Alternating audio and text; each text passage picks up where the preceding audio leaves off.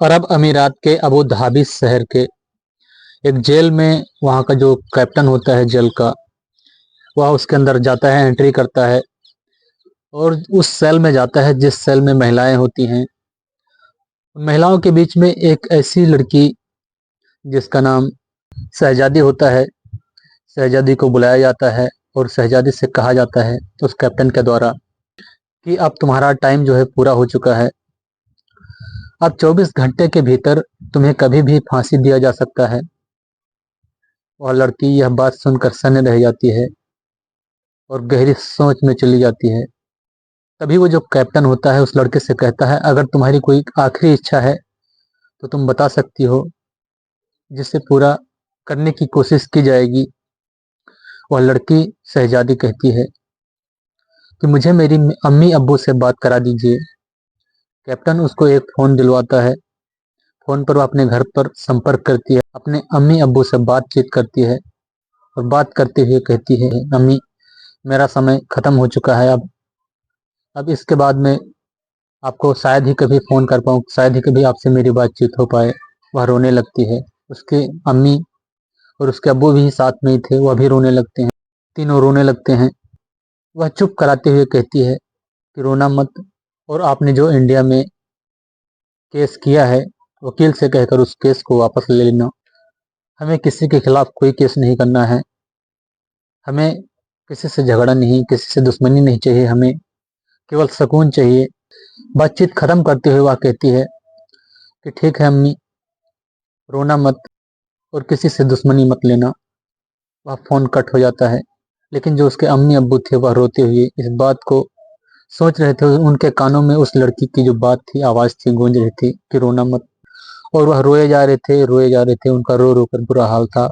साथ ही उनके परिवार वालों का भी बुरा हाल था। तो दोस्तों, उसकी हालात ऐसे कैसी हुई, उसको फांसी की सज़ा कैसे हुई, वह इंडिया से अरब अमीरात के उस शहर में कैसे पहुंची, आइए जानते हैं। उत्तर प्रदेश का एक जिला पड़ता है, बांदा जिला का एक थाना मटोन थाने का एक गांव पड़ता है, गोयरा मुगली गांव। उस गांव में रहने वाली एक लड़की शब्बीर नाम के, उस घर का जो मुखिया होता है शब्बीर होता है। उनके परिवार में एक लड़की जिसका नाम शहजादी होता है जन्म लेती है।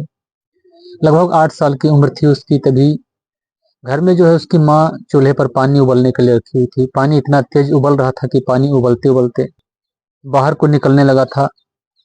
तभी वह लड़की अपनी माँ से कहती है कि माँ, पानी जो है बाहर निकल रहा है, काफी तेज उबल रहा है। यह कहते कहते वो उस पतीले को उठाती है चूल्हे से और उठाकर नीचे रखना चाहती थी। तभी उसके हाथ से वह पतीला छूट जाता है और पतीला जैसे ही जमीन पर गिरता है, जोर से जो पानी है उछलकर उसके चेहरे पर आ जाता है।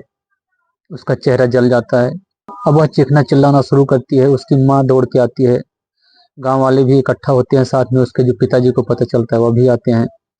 उसको डॉक्टर के पास दिखाया जाता है, लेकिन गरीब परिवार होने के कारण उसकी कोई विशेष देख रेख नहीं हो पाती, उसका कोई विशेष इलाज नहीं हो पाता है। अब वह धीरे धीरे बड़ी होती है और उसका चेहरा था वो बिगड़ चुका था।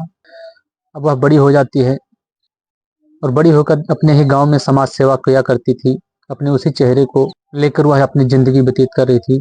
तभी उत्तर प्रदेश थाना मंडी का एक लड़का जिसका नाम मोहम्मद उजैर था, मोहम्मद उजैर फेसबुक के जरिए उसको चैट करता है, उसको भेजता है मैसेज।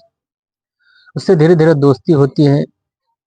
जो कि अरब अमीरात में रहा करता था, वह उसके चेहरे को देखता है तो कहता है कि तुम एक काम करो, तुम अरब अमीरात में एक जगह पर, जो कि मेरे फूफा हैं, मेरी फूफी हैं, वहाँ रहते हैं। उनको एक बच्चे की देख रेख के लिए मेड की ज़रूरत है। अगर तुम वहाँ चली जाओ तो तुम्हें इतना पैसा मिलेगा कि उस पैसे के जरिए तुम अपनी जो है प्लास्टिक सर्जरी करा कर अपने चेहरे की हालात बदल सकती हो। वह उसको सपोर्ट करता है, टिकट कराता है उसकी। वह पहुंच जाती है। एक दिन अमीरात पहुंचती है वह फ्लाइट के जरिए। वहाँ उसको एक घर में, यानी उसके उजैर के फूफी के घर में रखा जाता है। उनको एक बच्चा होने वाला था। कुछ महीने बाद वह बेटे को जन्म देती हैं, जिनका नाम नादिया होता है। नादिया बेटे को जन्म देती हैं और उस बेटे को देख रेख करने के लिए उसको रख लिया जाता है। वह उनकी देख रेख किया करती थी। एक दिन उस बेटे को जो है इंजेक्शन लगना था और जो नादिया थी, उसकी माँ, बच्चे की माँ, वह ड्यूटी पर चली गई थी। लेकिन शहजादी को वहाँ पर उसके देख रेख के लिए छोड़ गई थी। इंजेक्शन लग जाने के बाद जो है लड़का काफ़ी रोने लगता है। वहाँ पर जो इंजेक्शन लगाने आई थी वह लगाकर चले जाते हैं। शहजादी उनको फ़ोन करती है कि आपका जो बच्चा है काफ़ी रो रही है। साथ में उसकी नादिया की सास भी वहीं घर पर रहा करती थी। उसकी उस बच्चे की माँ नादिया कहती है कि कोई बात नहीं, इंजेक्शन लगा है इसलिए रो रहा है, बाद में ठीक हो जाएगा। लेकिन जब ड्यूटी से वापस आती है उसकी माँ नादिया, तो बच्चे की माँ देखती है कि उसका बच्चा जो है शरीर उसका नीला पड़ गया है और एक ही करवट वह पड़ा हुआ है।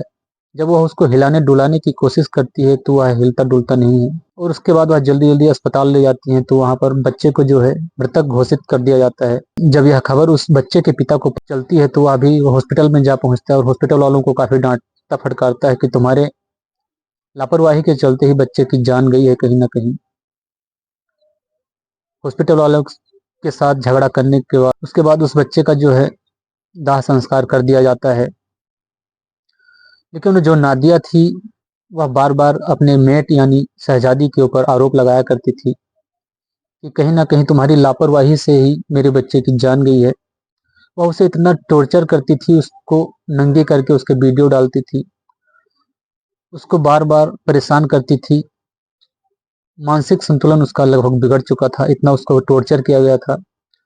और फिर उसको यह कबूल करने पर मजबूर कर दिया कि हाँ, उसके बच्चे की जो जान गई है वह मेरे ही वजह से गई है। शहजादी ने ऐसा कबूल किया और उसी दौरान उसने उसकी वीडियो बना ली। उस वीडियो के जरिए उसने निचली अदालत में मामला पेश कर दिया। निचली अदालत जब अपना मामला सुनाती है, अपना जो है फैसला सुनाती है, तो कहती है कि शहजादी को फांसी की सजा होनी चाहिए। इसके बाद जो है मामला हाई कोर्ट में जाता है, वहाँ की अदालत भी उसे फांसी की सजा बरकरार रखती है।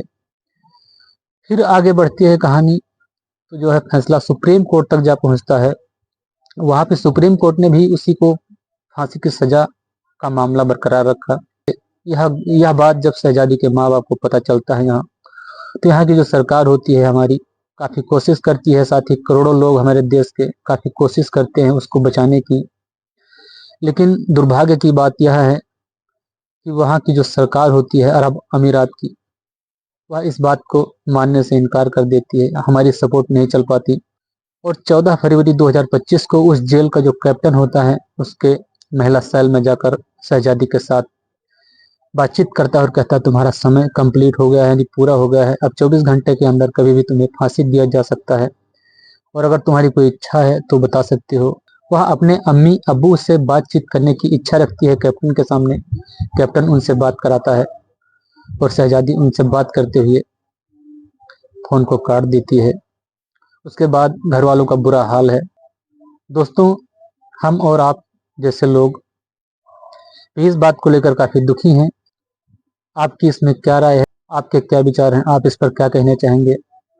हमारे तो कुछ समझ में नहीं आ रहा है। मैं भोलेनाथ, फिर मिलते हैं एक और नई घटना के साथ। तब तक के लिए जय हिंद, जय भारत।